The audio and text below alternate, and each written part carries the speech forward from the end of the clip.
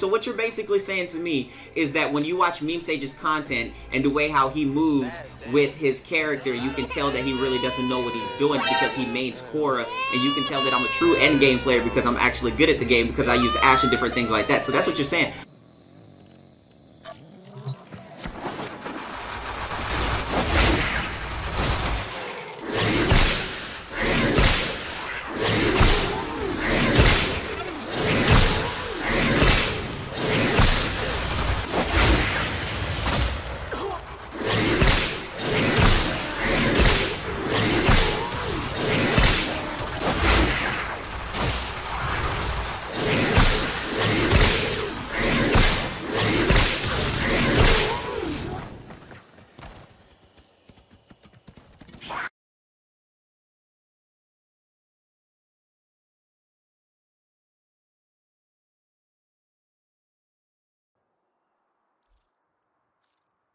Boy!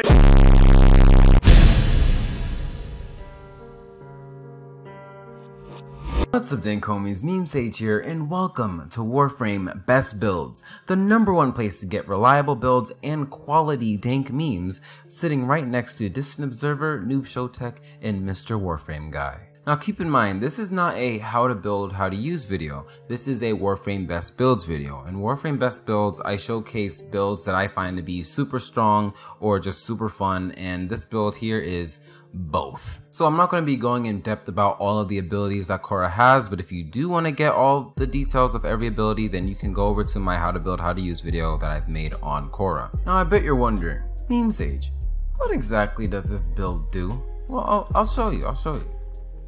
It's actually pretty simple.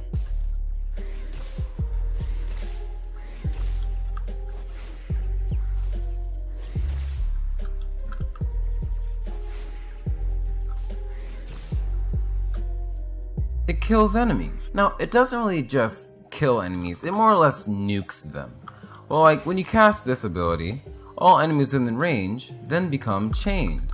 When they become chained, you cast your whip on them, and they all just blow up, just dead. And most of the time, you don't even have to chain them up, but you use the chains in order to do more damage to these enemies. And pretty much whatever damage you do to the center enemy, the damage then spreads out to the enemies that are then connected to the center enemy. Now, a lot goes into making a build like this. I mean, a lot. I actually did a live stream where I did the whole build live on stream, and it took me about 9 hours to complete it. Just to get it right, do all the testing, and put all the format in, and it was quite a journey. So, but first, starting off with the Cora build, this is the build I have for Cora, where I have Umbral Intensify, Umbral Vitality. Both of these mods together both boost each other, and it works really great with this build. I have Fleeting Expertise because you really need that efficiency with this build. With this, it just makes it so much less stressful on you and having to upkeep energy. And also we have Prime Continuity to make up for this ability duration loss. The reason why this is so great to have is because without it, you only get about 2 seconds to use your ensnare. But with it, you get about 13 seconds or 10 seconds to work with your ensnare, which is great because then if you whip the enemy and for some reason it doesn't kill them, it's going to chain up even more enemies around it, and you can just whip again and most likely it will die on the second strike. Then you have Prime Flow for obvious reasons. Then we have Transient Fortitude for more ability strength. Then we have Augur Reach and Stretch. These two mods right here are really important for getting big clusters of enemies. These two mods together really show off their importance when you're in the Sanctuary Onslaught. When you're in the Sanctuary Onslaught, you're going to be clearing like half the map in just one cast. Now, something that is just as important as the mods that you have on your Warframe are the mods that you have on your currently equipped melee weapon. Reason being is because the mods that you have equipped on your melee weapon are also used on your Cora whip. Now, for this build, I have Prime Pressure Point and Sacrificial Steel. Now, in my last video, I made a slight mistake.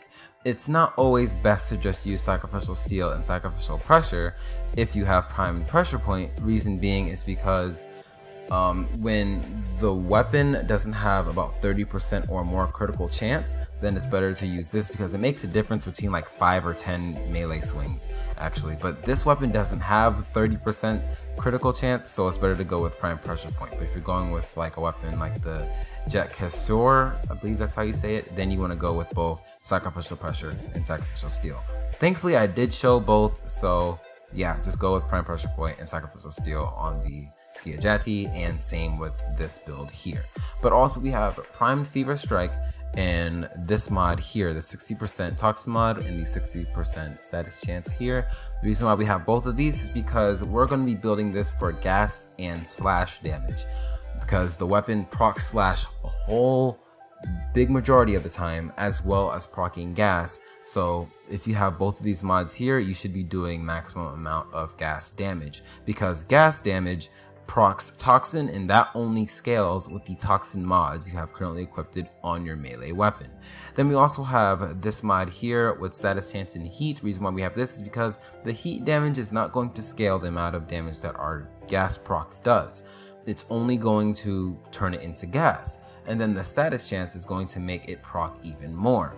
And then we have these two mods here for increased critical damage, because you're almost always going to be hitting crits with this weapon, especially if you have a Kavat that increases your critical chance like the Adarza Kavat, and this is going to make you do the nasty amounts of damage. Now lucky for me, I have a Riven, and Riven mods actually work with Khora's whip. It doesn't matter what weapon it is, but I chose to go with this weapon because it has a very high Riven disposition, and this Riven mod comes with melee damage slash status duration, which really isn't all that important. I don't think status duration actually affects the whip, but that's going to be needing more testing. And it has negative 83% chance to hit a critical on a spin attack.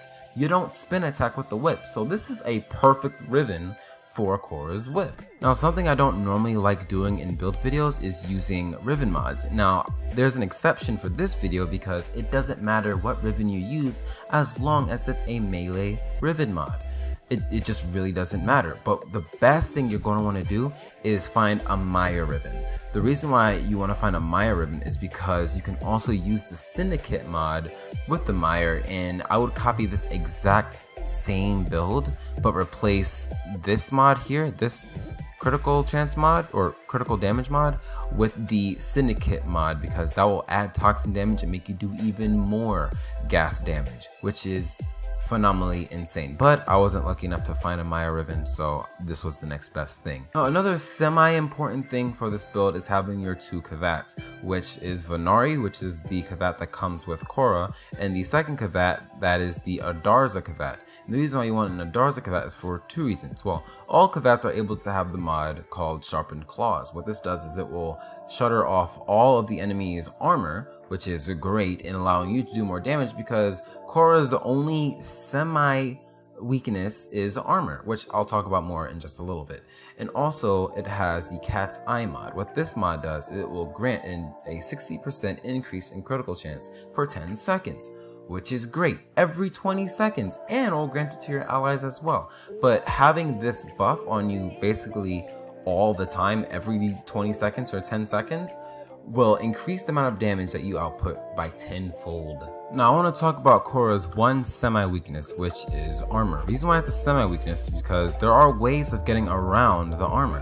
One, seeing here, you'll see the Kavats going in and just taking off all the armor off of all these enemies, and the enemies that don't have armor, they just basically just get one-shotted, like they're just deleted. But the enemies that do have armor, they're not dying very quickly. But if you so happen to proc slash on one that does have armor, it's just gonna like make them bleed to death. My bad. That's just gonna make them bleed to death and they're just gonna die. But another thing you can do to get around this is just casting your ensnare to do double the damage on them and make them die even faster.